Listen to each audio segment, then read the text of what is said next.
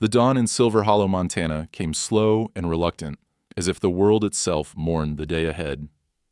Frost clung to the window panes of the rural equine clinic, painting the glass with trembling veins of ice.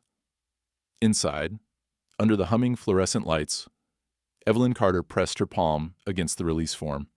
Her hand shook, not from the cold, but from something deeper, knotted and raw. The words blurred. Consent for humane euthanasia. But she forced herself to read every line, to hold herself accountable. She'd promised Ash she would never abandon him, but this, she thought, was mercy. Or so she'd convinced herself during the sleepless nights leading to this moment. Ash stood just behind her, his once glossy black coat dulled by weeks of suffering, muscles quivering with the effort of staying upright. He was more than a horse. He was the shadow who followed her through heartbreak, the warmth at her back on endless Montana nights, and the hero who had saved her life. 3 winters ago, Ash had carried her up the twisted canyon trail. When her mare spooked and she tumbled down the ravine, it was Ash who dove after her, braving the chaos of falling rock. He'd nudged aside debris with his powerful chest, pinning her safe with his own body until help arrived. They called it a miracle, but to Evelyn, it was a debt she could never repay.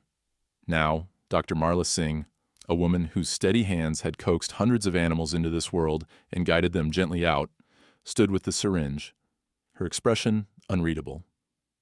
She met Evelyn's eyes, dark and searching, asking the question without words.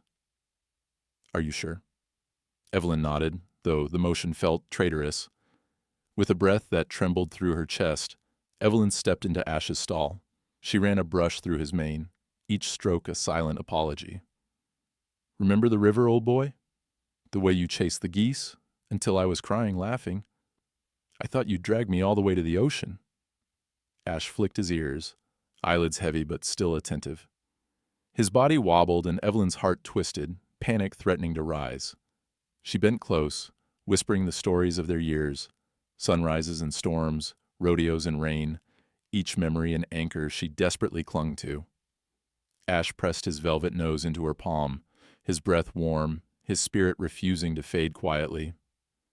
"You saved me," Evelyn whispered. "I'm so sorry I couldn't save you." Tears threatened, but she blinked them back. This wasn't supposed to be about her grief. It was supposed to be about his peace. Marla entered, syringe in hand. She paused, frowning, her gaze shifting from the shaking stallion to the faint scars on his side, remnants of the canyon rescue. She knelt, checking Ash's gums, feeling his pulse. "You're sure he's always been like this? The weakness? The tremors?" Evelyn nodded, but Marla's doubt lingered in the space between them. She glanced at the bottle in her kit, hesitating. "It doesn't add up," she murmured, almost to herself. A sudden clatter echoed from the hallway, a stack of metal trays dropped by a nervous intern. Ash flinched and buckled, his legs folding beneath him. Evelyn dropped beside him, cradling his head, panic surging through her. No, not yet. Stay with me." She looked to Marla, who'd frozen, the syringe still capped. For a heartbeat, all Evelyn heard was the frantic drumming of Ash's heartbeat against her palm. Then Ash, struggling for breath, nudged her hand, weak but deliberate. His eyes, glossy and unfocused, found hers. Evelyn remembered 100 rides, the wind in her hair, the trust between them unbroken. She could not bear to break it now. Marla stood over them, her mind clearly racing. "I want to run one more test," she said, voice suddenly sharp. She handed the syringe to the intern and grabbed a blood draw kit instead. "This isn't right, Evelyn. Horses his age get stiff. Sure. But this is something else." Evelyn's hope flickered, almost painfully. Had she been wrong? Was there still a chance? For the first time in weeks, Evelyn let herself believe. She clung to Ash as Marla drew blood, whispering to him all the while. "You hear that, boy? Maybe you're not done fighting. Maybe we both have more to do." Ash didn't respond, his breathing slowed, eyes fluttering. But in the hush of the stall, Evelyn felt a spark she thought had died. Marla left with the blood sample, barking orders to the staff. The clinic came alive with urgency, Nurses hustling, phones ringing, the steady beeping of machines measuring out hope in digital tones. Evelyn knelt by Ash, stroking his neck, telling him every story she could recall, refusing to let silence take him. Minutes dragged into an eternity. Marla returned, face grim but focused. I need to ask, was Ash on any new medication recently? Evelyn frowned, racking her brain. Just the anti-inflammatory Equicalm from that new vet rep. They said it was safer, less risk for older horses. Marla's eyes widened. That's it. I've seen this before, once, maybe twice. Not age, Evelyn. This might be a reaction. The words landed like thunder. Evelyn's heart pounded, guilt, relief, fear, all tangled. So, if we stop it, he might...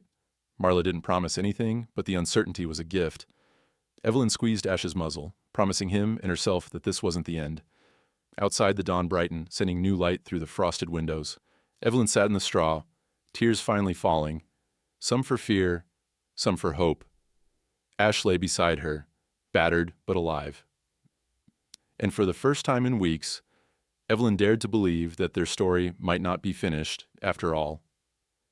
The sun finally crested the low Montana hills, but the cold wouldn't yield.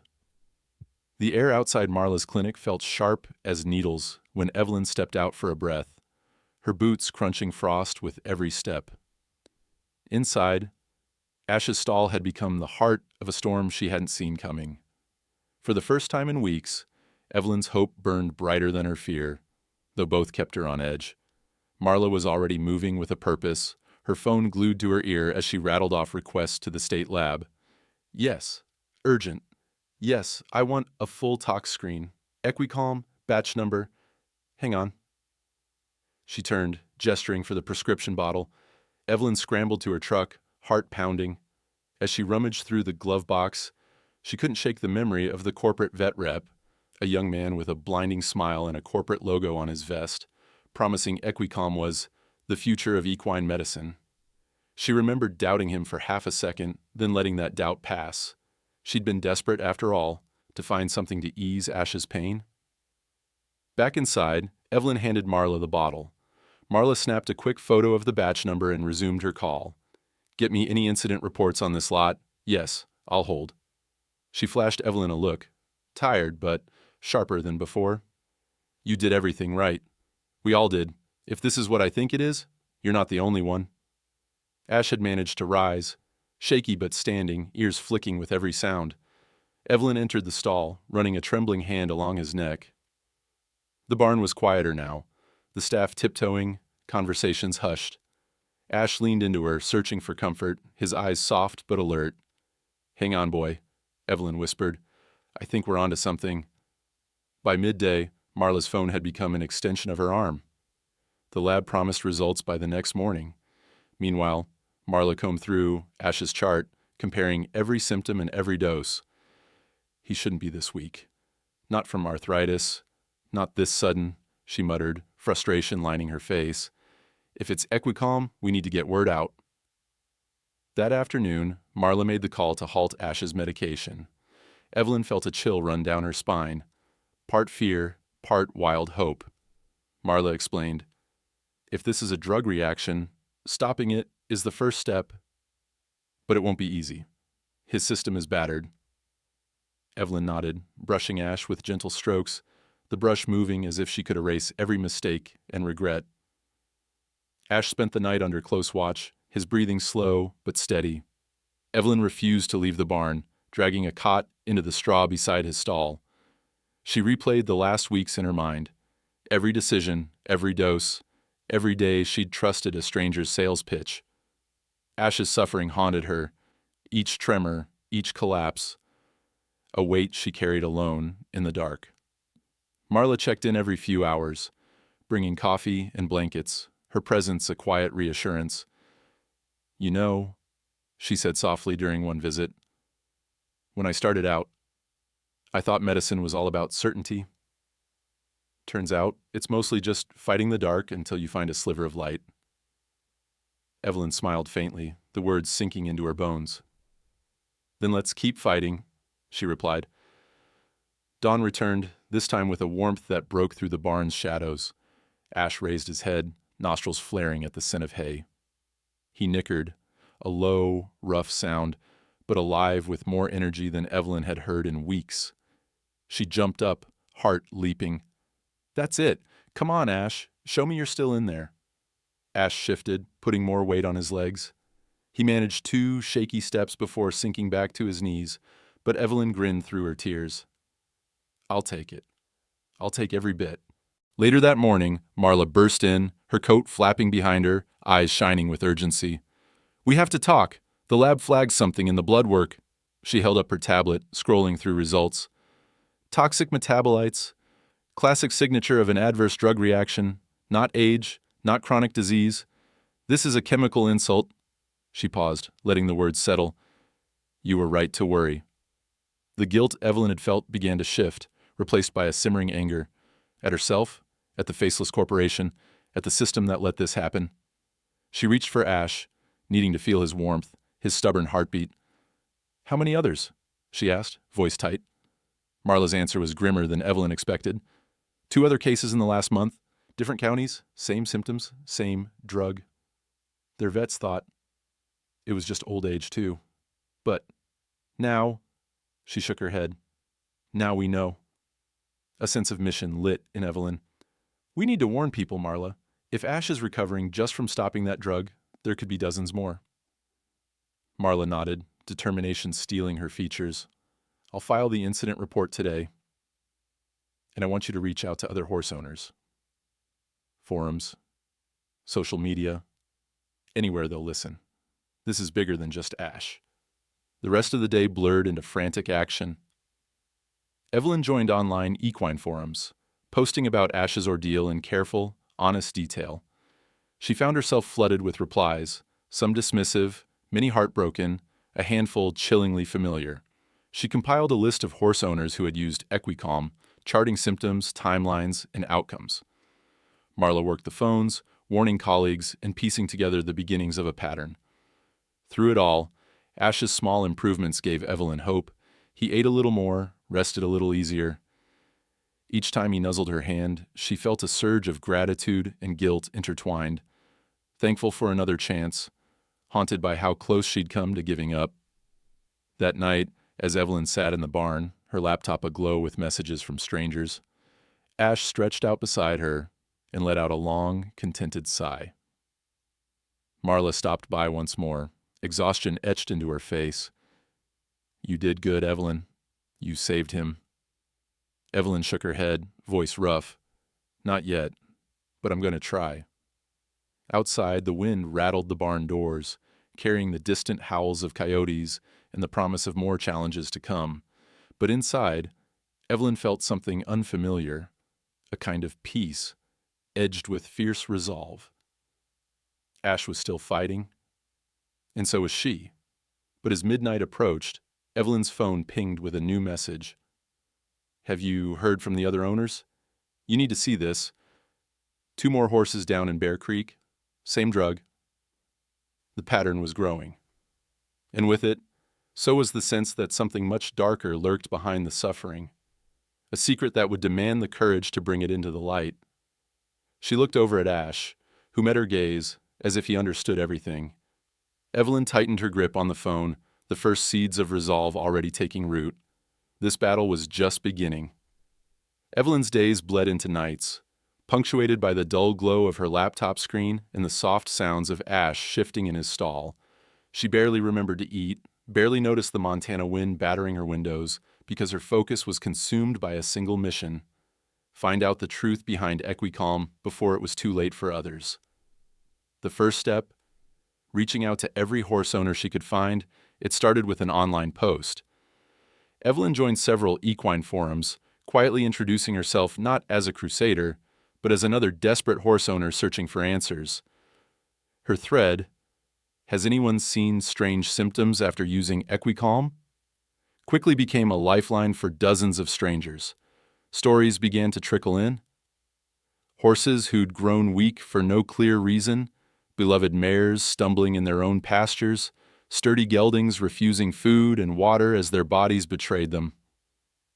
Some owners had already lost their animals, and their grief seeped through every word they typed. One message hit Evelyn especially hard. It read, "My daughter's pony, Clover, just turned 16.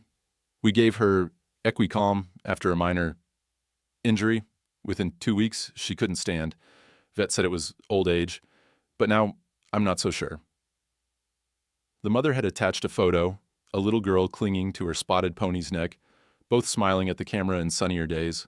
Evelyn felt tears sting her eyes, a fresh surge of guilt and anger rolling through her. How many families, how many children would carry the same pain? But the sadness was matched by something new: solidarity. Other owners joined in, some skeptical, some grateful to have their suspicions validated. They began to share symptoms, dosages, vet records. Evelyn started tracking it all, building a spreadsheet of horse names, counties, drug batch numbers, timelines of decline. She saw a pattern forming, a shadow stretching from Silver Hollow across the whole state, maybe farther. The more she dug, the more she realized how isolated these horse owners had felt. Each one thought they were alone, carrying the silent weight of losing a companion to what they'd been told was natural causes. Now, their voices joined together, a chorus of pain and confusion transforming into a new kind of strength. One night, while scrolling through another wave of replies, Evelyn received a private message. The sender's profile was almost empty. No avatar, just a single sentence in the subject line. "You're not wrong. It's the drug." The message itself was brief. "I used to work for Equigenics. I can't say more here. If you want the truth, reply with your phone number. We'll talk off the record." Evelyn's hands trembled as she read the words again and again. This was it, a lifeline, or a trap. She hesitated, imagining the risks. But the memory of Ash's struggle, and the faces of the other horse owners and their animals, made the decision for her. She typed back her number, heart pounding, then paced the barn, waiting for the call. Hours passed, the barn growing colder and quieter as midnight crept in. Ash, showing faint signs of recovery, his appetite returning, his steps a little steadier, seemed to sense her anxiety. He snorted softly, nosing her shoulder as she sat on a hay bale. "We're not alone anymore, buddy," she whispered, pressing her forehead against his. "We're fighting for all of them now." Her phone buzzed at 1:13 a.m. Evelyn jumped, nearly dropping it. She answered in a whisper. "Hello?" A woman's voice, hushed and wary, replied, "Don't say my name. Just listen." The call was brief, tense with fear. The woman explained she'd worked in the research division at Equigenics. "They rushed Equicalm to market.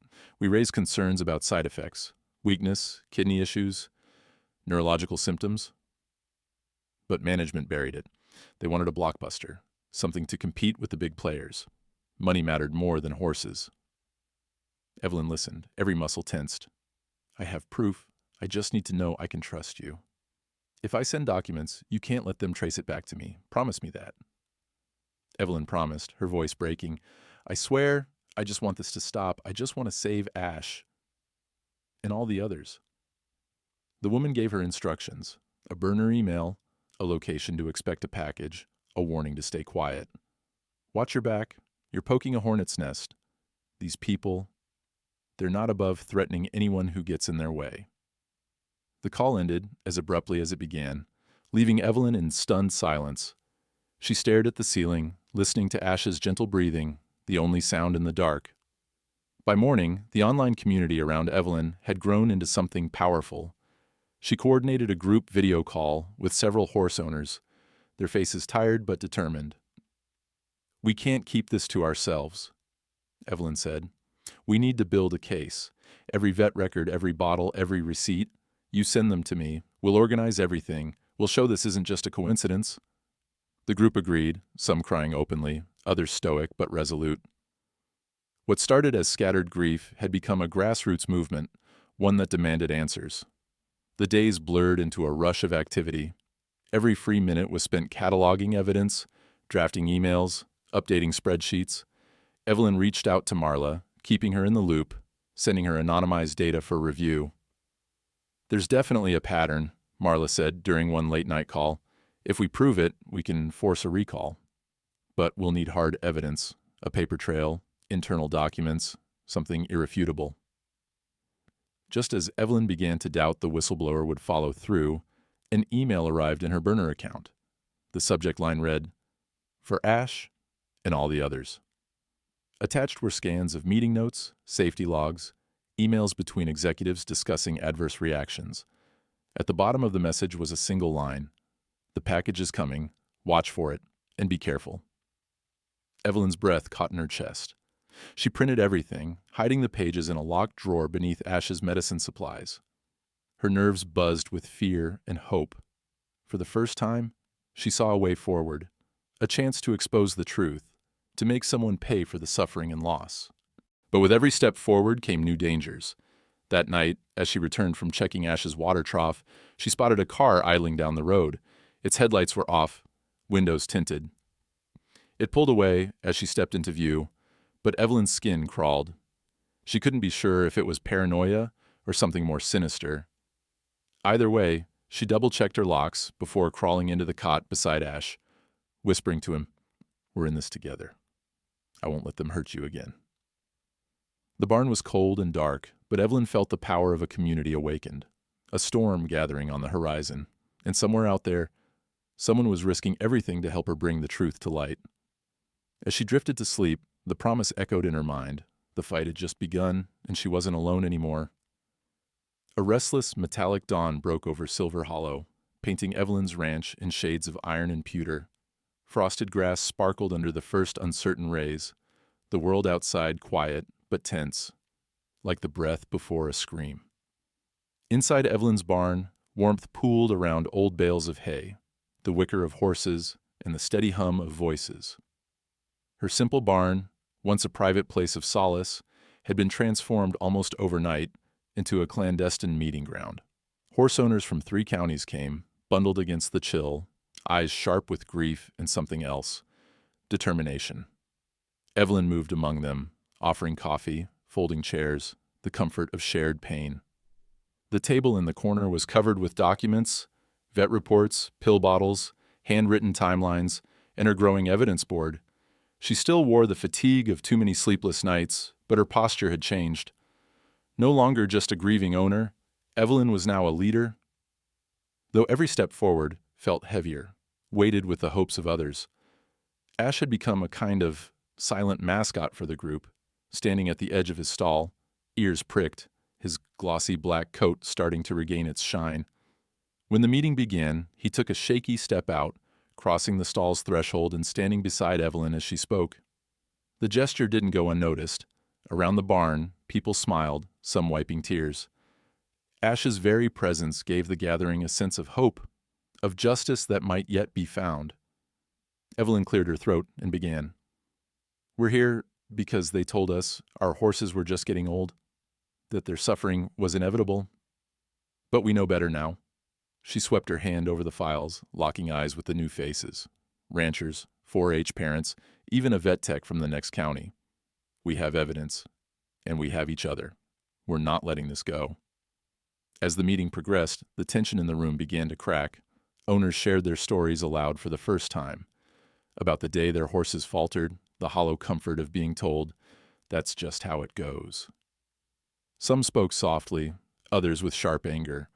Marla arrived midway through, setting down a thick envelope of her own notes. "We're not just chasing rumors now," she said, voice steady. "We have proof. Blood work, records, clinical notes. If we move together, no one can silence us." It was then that Evelyn spotted the unmarked package, plain, battered, sealed with packing tape, leaning against the barn door. No postmark, no return address. Her heart thudded as she retrieved it, carrying it to the table under dozens of curious eyes. Inside was a bundle of internal documents, safety test logs, inter-office memos, and a small USB drive taped to a folded sheet of paper. She read the note aloud, voice trembling. "For those who still believe in truth, make it count." Marla immediately plugged the USB into her laptop. The files loaded, one after another. Emails from Equigenics executives, test logs showing failed safety trials, spreadsheets with names and codes, dates when horses had died, and then, the most damning of all, a log documenting the falsification of data, redacted reports, and urgent emails to spin the results before FDA submission. A hush fell over the barn as the evidence mounted. Owners leaned in, jaws tight. Marla scrolled through one log after another, her face growing paler with each line. "This is it," she breathed. "This is the smoking gun." They knew, they hid everything, and they pushed Equicalm out anyway. Relief and fury warred in Evelyn's chest. The fight was no longer just about Ash or Clover or any one horse. It was about every animal, every owner, every person who'd ever trusted that the people making medicine would put life before profit. Now, they had the proof to make someone listen. Ash stood beside her, head high, as Evelyn outlined their next steps. "We'll send everything to the press. We'll contact the FDA and every vet board in the state. We'll make sure no one can bury this again." The resolve in the room hardened, turning grief into action. But as dusk began to fall, and the last of the owners filed out with cautious optimism, the storm Evelyn had been waiting for arrived, not with thunder, but with silence and shadows. That night, as she finished mucking stalls and locking up, Evelyn found the barn doors slightly ajar. A draft swept in, chilling her to the bone. Her heart thumped. She was certain she'd locked them. She walked inside, every sense on edge. The barn was eerily quiet. She checked on Ash, finding him dozing peacefully. But as she turned toward the office corner, her blood ran cold. The laptop was still there, but the USB drive, now their most crucial piece of evidence, was gone. In its place, a single sheet of paper, folded once and placed exactly where the drive had been. With shaking hands, Evelyn unfolded it. Scrawled in uneven ink, the message read, "Too late. Not fast enough." The world tilted. Who had been here? How did they get past her? Fear gnawed at the edges of her determination, but only for a heartbeat. She grabbed her phone and called Marla. "The drive is gone," she whispered, glancing over her shoulder, every shadow suddenly suspect. "Someone broke in, left a note." Marla's voice was grim. "They're trying to scare us. Don't let them. I saved copies of everything you sent me. We're not beaten yet." Evelyn steadied herself, forcing her mind to clarity. "It's not over. We still have the emails, the logs, the documents. They can't erase all of it, and we'll find more." But fear was a living thing now, slinking through her barn, lurking in the corners of every room. As she checked every lock twice and set up her battered old trail camera outside the doors, Evelyn thought of Ash, how he'd stood between her and death in that canyon, refusing to give up even when escape seemed impossible. She realized then that was what she needed to be, unyielding, fearless.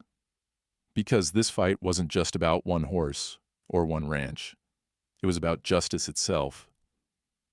In the midnight silence, as the wind howled and the frost began to form, Evelyn made herself a promise.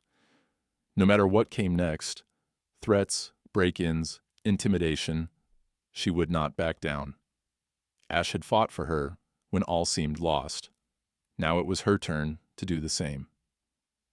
And somewhere, out there in the dark, someone else was watching. The storm had only begun to gather. But Evelyn Carter and everyone she had rallied would meet it head-on. For Ash. For all of them. The stolen USB haunted Evelyn's sleep. She kept waking in the icy dark, heart racing, convinced every whisper of wind was someone creeping through the barn again. Ash sensed her unease, restless too, pacing his stall with more energy than he'd had in weeks, but never quite settling. Each morning, Evelyn checked every lock, every window, retracing the steps of the unknown intruder who'd slipped in and out while the world slept. Despite the setback, their campaign pressed on. Marla had duplicates of nearly every file, and the group Evelyn had built online was more determined than ever. "They think they can scare us off," one owner wrote, but they just showed how desperate they are. Evelyn held on to that.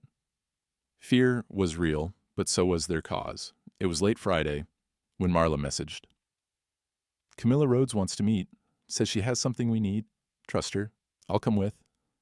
The name was new to Evelyn, but Marla's confidence was enough.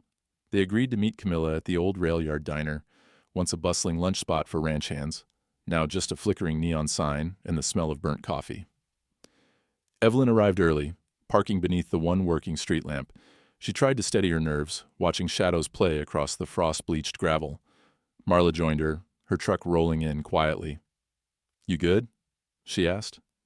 Evelyn nodded, though her hands wouldn't stop trembling. "Just tired," she lied. Inside, the diner was nearly empty.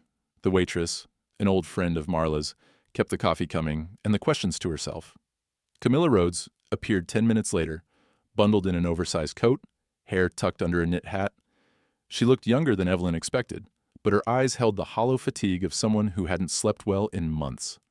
They took a booth in the far corner, away from the windows. Camilla slid a worn manila envelope across the table. "Everything I have is in here. The rest is digital, but I've got it encrypted and backed up. They can't erase it all." Marla broke the silence. "You worked at Equigenics." Camilla nodded, swallowing hard. "Research and regulatory? She stopped, her hands twisting the coffee cup. "My brother had a horse, a gelding named Merlin. Sweetest thing, when the company started pushing Equicalm.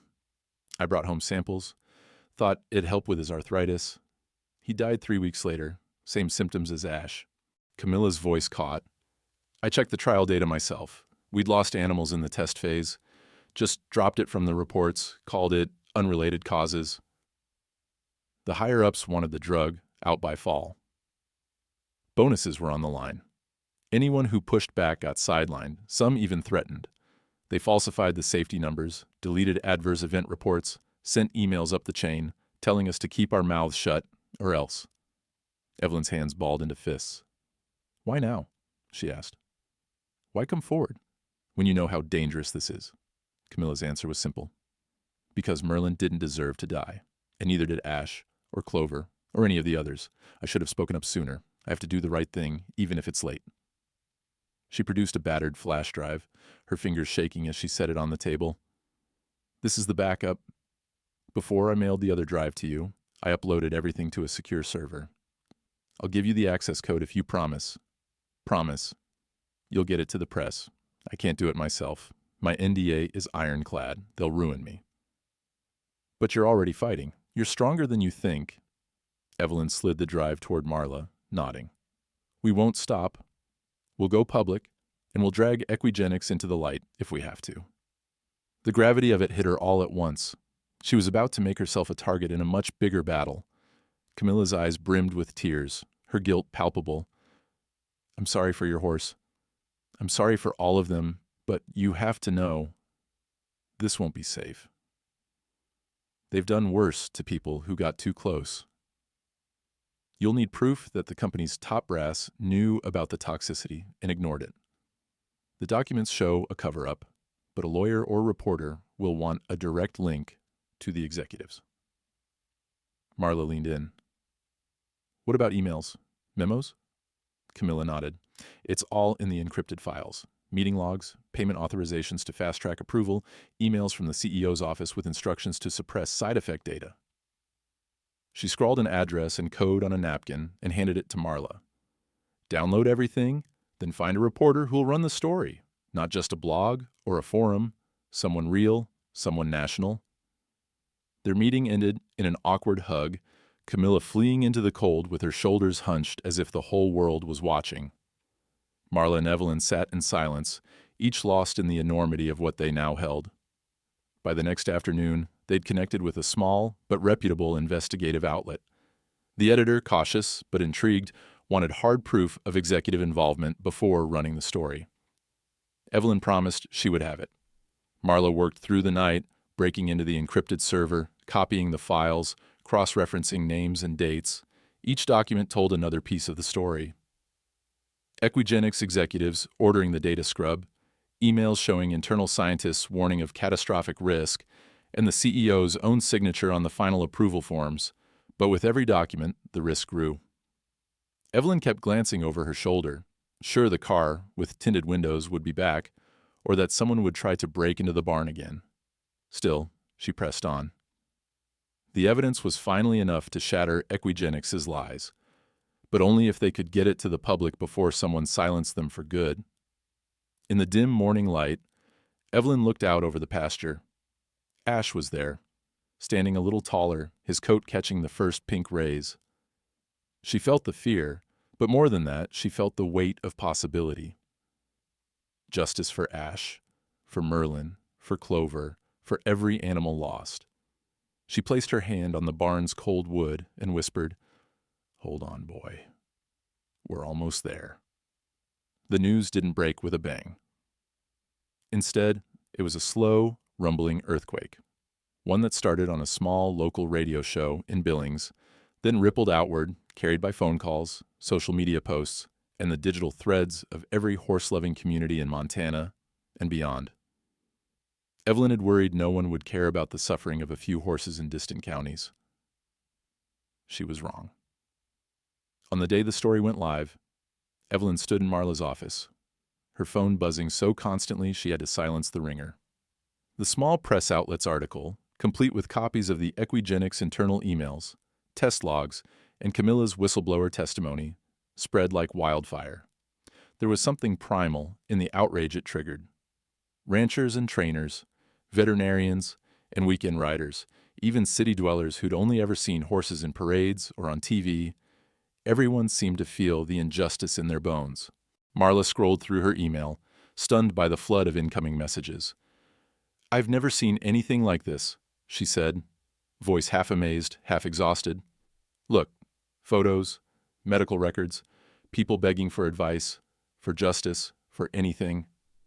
Some messages brought stories of heartbreak. A little girl clutching her pony's halter, a farmer staring at empty pastures, but others were angrier, louder, ready to take action. "If you need us to testify, we'll do it. If you need signatures, we'll gather them. Just tell us what to do." Ash was never far from Evelyn's mind through it all. Every time she sat for an interview, whether it was with the local news anchor or a podcast from New York or an online canda for a national equine group, she felt him close by. Sometimes, as she spoke about Ash's near death, she'd catch his reflection in the window, standing outside the barn, watching her with steady, trusting eyes. It kept her grounded. It made the fight feel holy. The internet only amplified the movement. Hashtags like #JusticeForAsh and #EquiCalmScandal trended. Video clips of Evelyn and Marla's interviews were stitched together with cell phone footage from other owners. Horses stumbling, barn aisles filled with grief, children crying into tangled manes.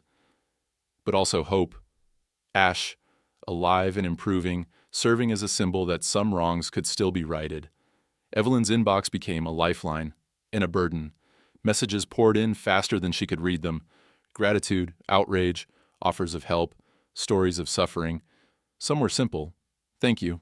You saved my horse." Others cut deep. "I wish I'd known sooner. My mare's gone, and I thought it was my fault." Each one was a fresh weight, but also a reminder that silence had never saved anyone. Truth, however brutal, was the only way forward.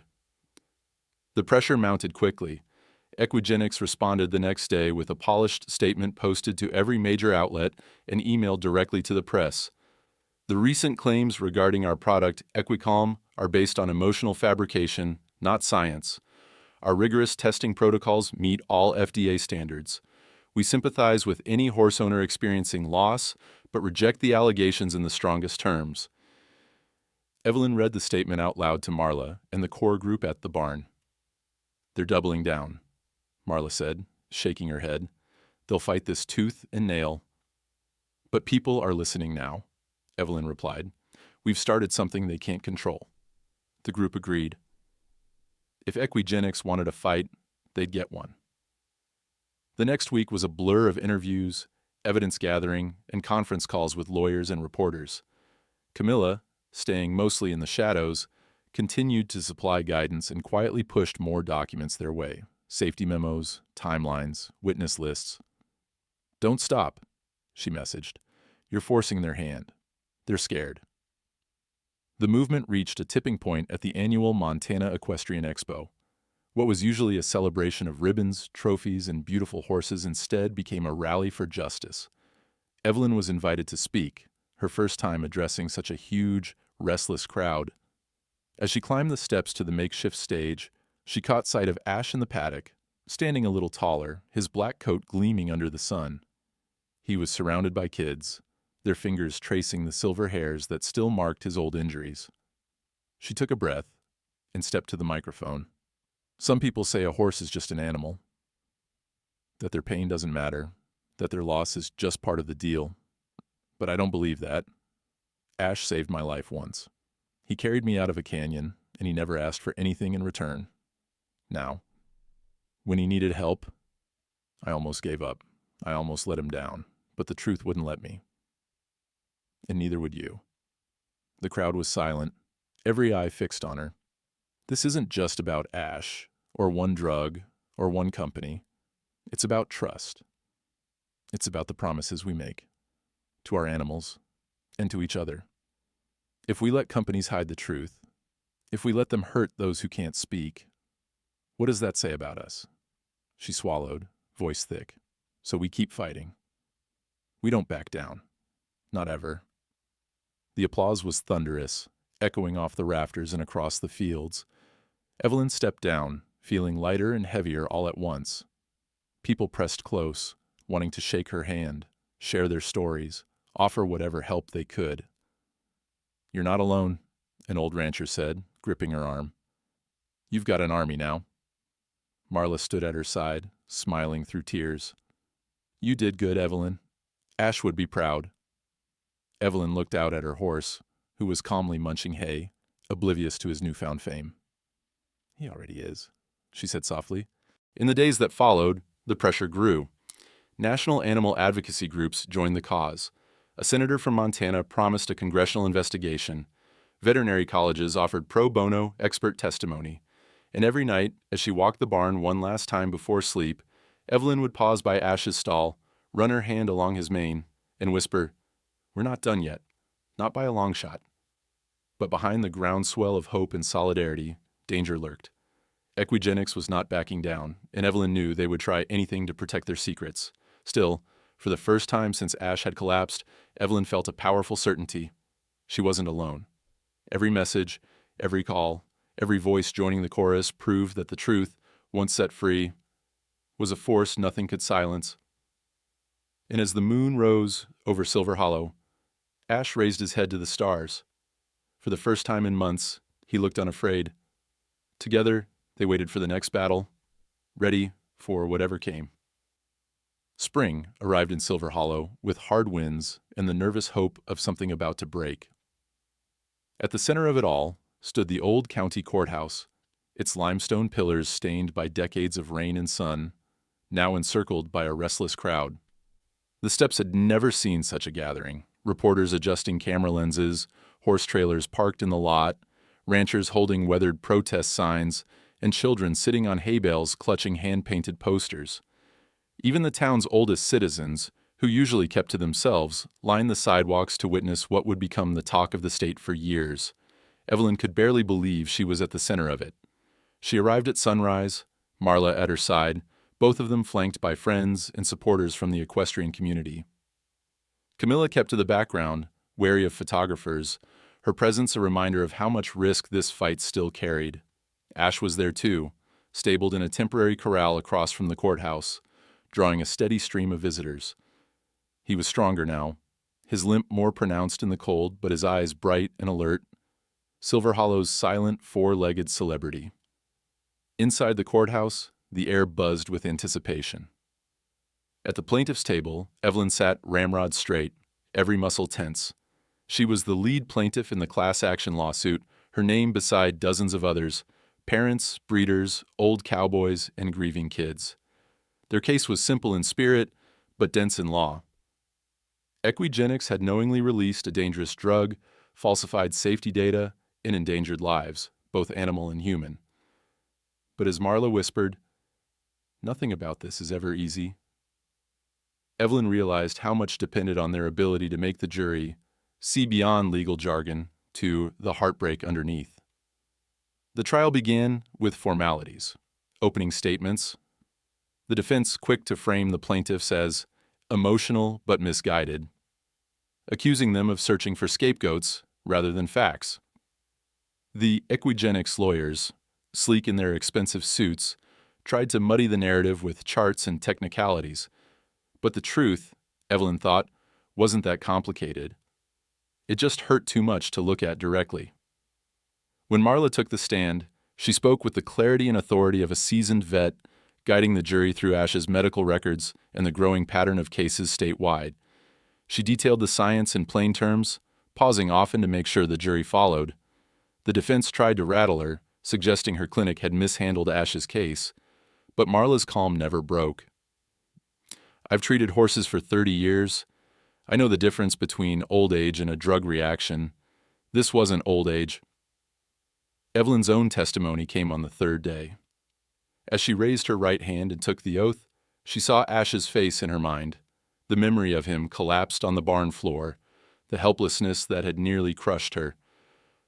"He saved me once," she said, her voice trembling. "When my mare spooked and left me stranded in the canyon, he dug me out, stayed with me until help came. I owed him everything, and when he needed help, I failed to save him back." Her voice broke. Tears threatened, but she pressed on. "But it wasn't just Ash. There are families in this courtroom who lost more than I did. We trusted Equigenics to tell the truth. They didn't." The courtroom was silent, every eye fixed on her. Even the judge looked away for a moment, dabbing his eye with a handkerchief. As the days passed, the evidence piled up. Camilla, nerves taut, took the stand under subpoena. She described the falsified safety trials, the pressure from above, the orders to delete damning reports. Her guilt was visible in every word, but so was her courage. "I should have done more. I'm doing what I can now." Marla and Evelyn spent every break outside, where Ash waited in his corral, accepting gentle pats from the town's children. His presence had become a daily ritual, a source of strength for everyone fighting inside. Yet, the danger never disappeared. On the fourth evening, after court adjourned, Evelyn noticed tire tracks in the soft dirt behind her barn, too deep, too wide for her own truck. She brushed it off as a delivery or a lost neighbor, but unease gnawed at her. That night, she barely slept, checking windows and doors until dawn painted the barn in gold. The trial's pace quickened as Equigenics' lawyers grew more aggressive. They grilled witnesses, questioning memories, throwing technical terms and legal traps, but each time the truth found its way through. The jury saw the faces behind the data, the ranch kids, the old cowboys, and above all, the horses themselves. Then, just when Evelyn dared to hope, a new disaster struck. Marla called late one night, voice sharp with panic. "The key document, the toxicology report showing they altered the data, it's gone. Someone broke into the courthouse records office. There's nothing but a broken lock and an empty file." The weight of that loss hit Evelyn like a physical blow. She sat in the barn, Ash's head in her lap, feeling the old doubts return. Was this fight too big? Were the powerful always destined to win? But then Ash nickered, as if reminding her of every time they'd survived before. She straightened, wiped her face, and texted Marla. "We still have each other. We still have the truth. They can't erase that." Back in court the next day, the prosecution fought to recover, piecing together the case with every copy and memory they had left. Evelyn and Marla rallied the other owners, urging them not to lose heart. The media doubled down, reporting the break-in as part of a larger pattern of intimidation, and the public's outrage only grew. The trial ground forward, a battle fought with words, documents, and tears. But through it all, Evelyn saw what mattered most: community, courage, and a relentless, shared demand for justice. Each day, after court, she stood outside with Ash, letting children braid ribbons into his mane, answering questions for reporters, and reminding everyone that this wasn't just about one horse, or one ranch, or one courtroom. It was about truth and the price of betraying it. As the judge banged his gavel to end another long day, Evelyn looked up at the courthouse steps, lined with supporters and banners and hope. The fight wasn't over, and their most crucial battle was still to come. But as Ash nudged her hand, she realized something had shifted. Fear had lost its grip. In its place was resolve. And that, she knew, was something Equigenics could never steal. The wind that swept across Evelyn's ranch that week was sharp enough to sting the skin, but she hardly noticed. The trial had become a relentless grind, courtroom drama by day, nerves and strategy by night. The barn was her sanctuary, and Ash her steadfast companion. His recovery now the symbol of a fight that had grown far bigger than either of them. Every morning she found new messages of support taped to her gate or tucked under the windshield of her old truck. Hand-drawn horses from children, newspaper clippings, even prayer beads, and wildflowers from neighboring ranches. The world had come to care about Ash, about all the horses who'd suffered, about the possibility that ordinary people could stand up and force the truth into daylight. But with hope came danger. The barn was never left unguarded now. Marla and a few trusted friends took turns watching the property at night. They'd installed new locks, security lights, and 2 battered trail cameras. Even so, unease was never far away, especially after the break-in at the courthouse and the vanishing of that crucial report. Every distant engine on the highway, every crunch of gravel in the drive made Evelyn's heart jolt in her chest. She never let Ash out of her sight for long. One morning, after another grueling session in court, she arrived home exhausted, already thinking of the stack of legal papers waiting on her kitchen table. Ash met her at the gate, bright-eyed and hungry, and for a few moments all the ugliness of the world seemed to recede. She filled his water trough, humming a half-remembered lullaby, and watched him drink, his black mane catching the morning light. The scream that ripped from her lips moments later echoed for miles. Ash had barely finished drinking before he stumbled, his powerful frame suddenly trembling. His legs buckled, sending up clods of dirt as he collapsed in the mud. For one terrible instant, time seemed to freeze. Then Evelyn was running, sobbing his name, falling to her knees beside him. His eyes were wide and panicked, his breath shallow. "No, no, no, not now. Please." Her hands shook as she checked his gums, remembered every step Marla had taught her in an emergency. Ash's pulse thudded dangerously fast beneath her trembling fingers. Marla arrived in a squeal of gravel minutes later, kit in hand, face ashen. "Move, Ev!" She drew blood, checked Ash's vitals, and pulled a sample from the water trough. The smell was sweet, too sweet. "Antifreeze," Marla spat, voice sharp with rage and horror. "Somebody did this? This wasn't an accident?" Evelyn could barely breathe, blinded by grief and fury. They came after him? After all this, they came for him again? Marla squeezed her arm, eyes wet. "This doesn't end here. Not like this." The emergency vet arrived, and together they flushed Ash's system, working in tense silence. The minutes stretched into hours. Neighbors gathered quietly along the fence line, their faces grim. Word spread quickly, a horse poisoned on the eve of the trial's climax, right at the center of the battle. By dusk, the news had hit social media. The phone rang nonstop, reporters, lawyers, supporters, all asking if the rumors were true. While Marla and the vet worked, Evelyn scoured the barn and fence lines. She found fresh boot prints by the back gate, a cigarette butt, a crumpled receipt from a gas station 40 miles away. Nothing that would hold up in court, but enough to tell her this was deliberate, targeted, vicious. Late that night, as the vet tended to Ash, Marla sat with Evelyn at the kitchen table, both of them shaking. "This was meant as a warning," Marla said, voice rough. "They want you scared. They want you to back down." Evelyn's reply was raw. "They picked the wrong woman. They picked the wrong horse."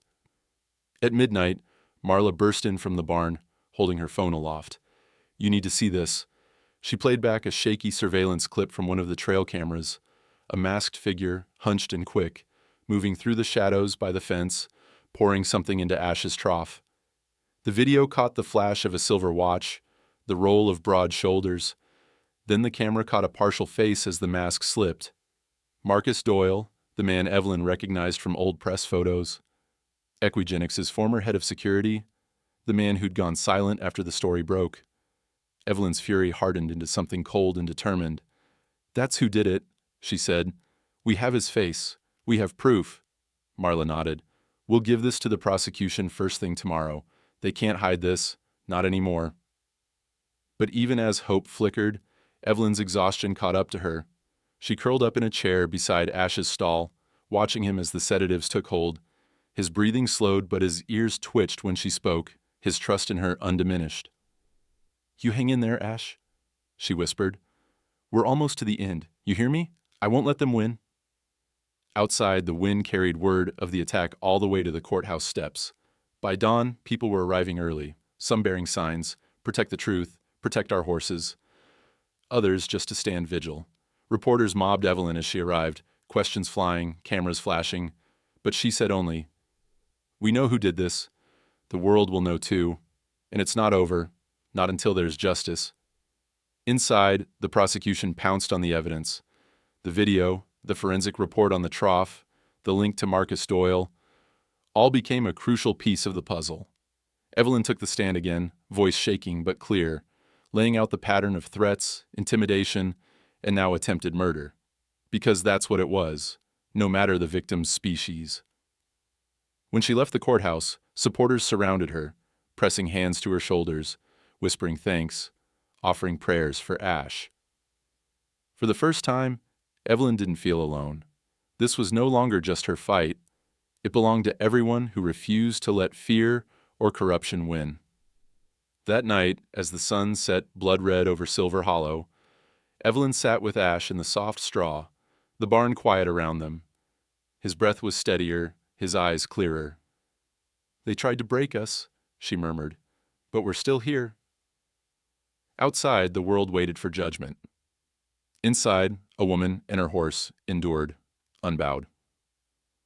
6 weeks passed like a storm on the Montana plains, loud, restless, and impossible to ignore. By the time the courthouse doors swung open for the final day of trial, Silver Hollow felt like the center of the country's attention. Satellite trucks lined the block, the press corral buzzing with anticipation. Local ranchers and city activists, mothers with strollers, and old men with faded ball caps crowded the courthouse steps. Even the judge paused, looking over the crowd before nodding solemnly to the bailiff to begin. Inside, the courtroom was packed, every seat claimed and the hallways brimming with people hoping to witness the verdict. The air pulsed with tension, nerves strung taut after months of waiting, testifying, and hoping. Evelyn Carter sat in the front row behind the prosecution, her hands folded tight, gaze locked on the judge's bench. Marla and Camilla flanked her, steady as anchors. Across the aisle, the Equigenics legal team clustered, their faces set and unreadable. Ash, miraculously alive, waited outside the courthouse, surrounded by children and supporters who brushed his black coat and wove wildflowers into his mane. His story had captured the nation. News segments called him the horse who wouldn't quit, and for many, he'd become the living symbol of a battle for justice that reached far beyond the boundaries of one ranch or one small town. The prosecution began with an avalanche of evidence: blood work, veterinary notes, Equigenics' own internal memos, and, crucially, the damning surveillance footage of Marcus Doyle poisoning Ash's trough. Expert witnesses tied the timeline of events to encrypted emails and payment logs, showing a clear chain of command from Doyle's actions back to the highest office at Equigenics. Marla testified with the clarity and conviction that only righteous anger could fuel. She detailed how the drug had passed approval, despite test animals dying in early trials, and how corporate pressure had quashed every red flag. "I've spent my life caring for animals," she told the court. "Equicalm should never have been released. The only thing older than Ash's pain was the company's greed."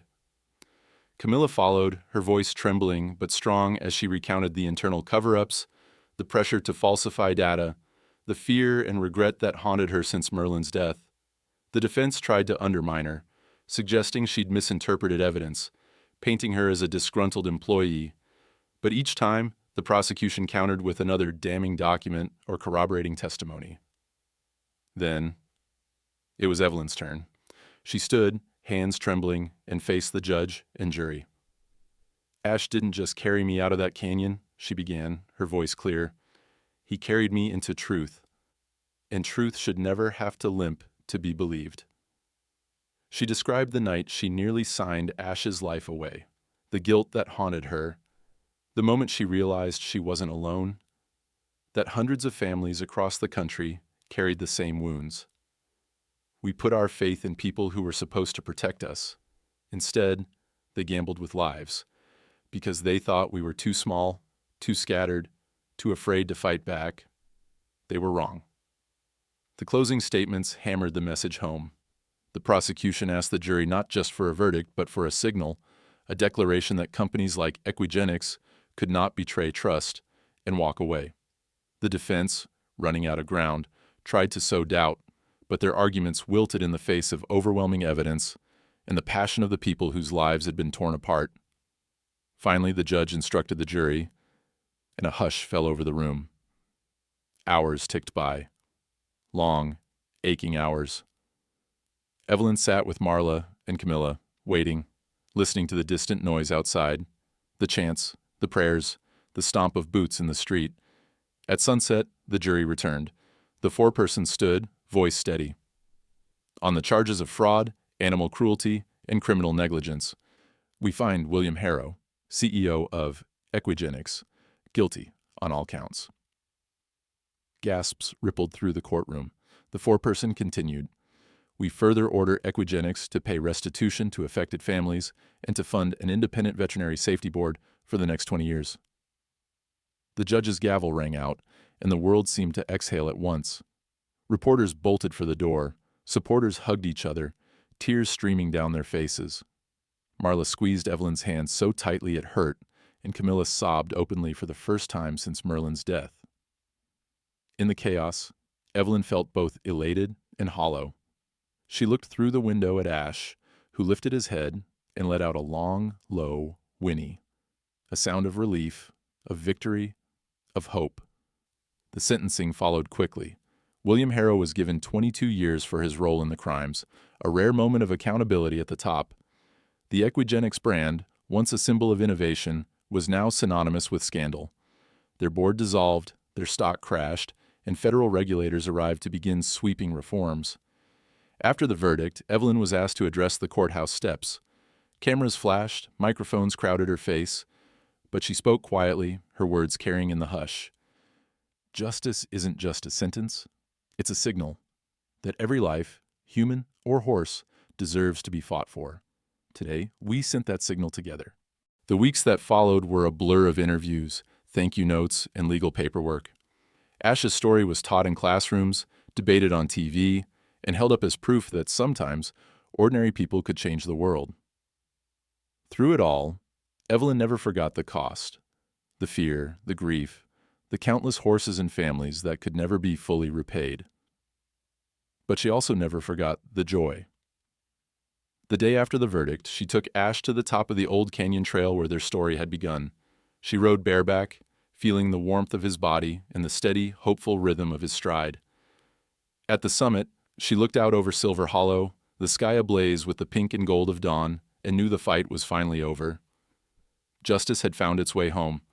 1 year later, Silver Hollow glowed with the early warmth of spring. The grass grew lush and green in the valley, dotted with the soft gold of buttercups and the purple haze of wild prairie clover. The small town that once slept in the shadow of distant troubles now bustled with new visitors, families, animal lovers, and volunteers drawn from across the country. They came for something special. The dedication of Ash's Field, a living memorial to the black stallion whose quiet courage had helped turn heartbreak into hope. Evelyn Carter stood at the new wooden gate, her heart full and steady for the first time in years. She traced her fingers along the engraved plaque, Ash's Field, for every horse who wasn't heard, and took a breath, letting the air carry away the last shadows of the long, dark struggle. The sanctuary itself was a testament to community. Where once had been little more than weedy pasture and broken fences, there was now a sprawling, sunlit expanse bordered by white rails. Inside, retired and rescued horses grazed in peace, tails flicking as children wandered among them with brushes and carrots. Vets volunteered from all over, offering free checkups and sharing stories. Donations had come from every corner of the nation. Checks for $20, handwritten notes, even hand-knit blankets, and boxes of apples sent by school kids who'd heard about Ash on the news. Ash, still limping but undeniably proud, stood at the pasture's edge, his black mane lifting in the breeze. His scars, once reminders of pain, now marked him as a survivor, a teacher. Around him, other horses who'd suffered from equicom or other neglect wandered in the sunshine, safe at last. It was more than Evelyn could have hoped for when she'd first feared she would lose him forever. The field hummed with life as volunteers welcomed guests and parents snapped photos of their children leading gentle ponies. Some visitors, still strangers to each other, swapped stories over the fence rails, forming instant bonds. Marla mingled among the crowd, her laughter ringing out as she explained the details of the new ASH Veterinary Oversight Program, an FDA division now permanently tasked with monitoring equine drug safety, named for the horse who started it all. At noon, a gathering formed around the memorial stone. Evelyn, holding a simple bouquet of wildflowers, stepped forward to address the crowd. Her voice was strong, but gentle. "A year ago, I stood in a courtroom and wondered if anyone would ever care about a horse like Ash. I thought maybe our story was too small, too ordinary to matter." She looked down, smiling at Ash as he nudged her shoulder. "But Ash taught me that even a silent witness can change the world." He couldn't speak, but he told me everything I needed to hear. Courage is quiet, and hope can be contagious. She gestured to the field. This place is for every horse who needed someone to stand up for them. For every family who lost a friend and wondered if the world noticed. We see you, we honor you, and we promise that no one will be silenced again. Children stepped forward with their own tributes, a drawing of Ash and Clover running together, a bracelet woven from stray tail hairs, a letter from a class at a distant veterinary school. The wind carried their laughter and voices high above the field. Evelyn's work was not done. She was now on the board of the ASH division, consulting with regulators and speaking at vet schools around the country.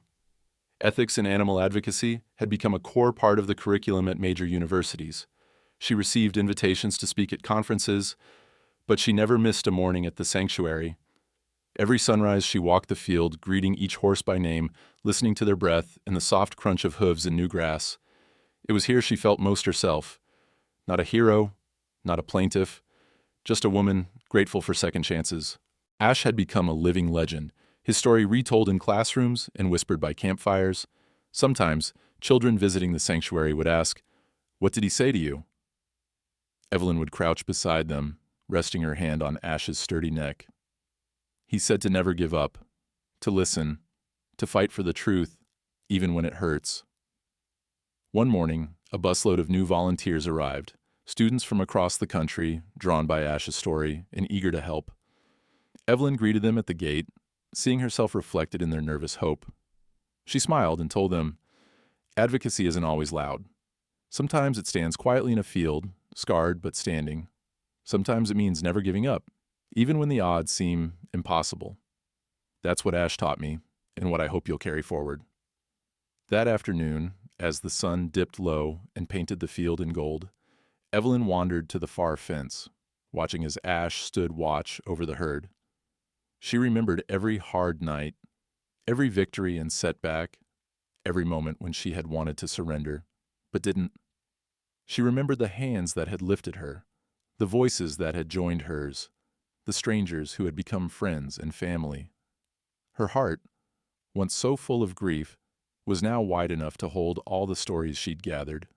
The quiet resilience of the horses, the fierce love of their owners, the hope of children who believed the world could be made right.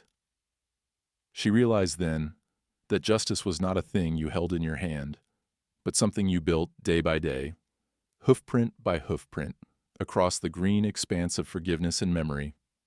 As the sky turned lavender and the first stars appeared, Evelyn called to Ash. He lifted his head, ears pricked, and limped toward her, steady as sunrise. She pressed her forehead to his and whispered, "We did it, old friend. You carried me farther than I ever dreamed." And so Ash's field became more than a place. It became a promise that even the smallest voice, the quietest witness, could spark a change that echoed across generations. If Ash's story moved you, share it. because one black horse carried one woman to truth, and truth deserves company.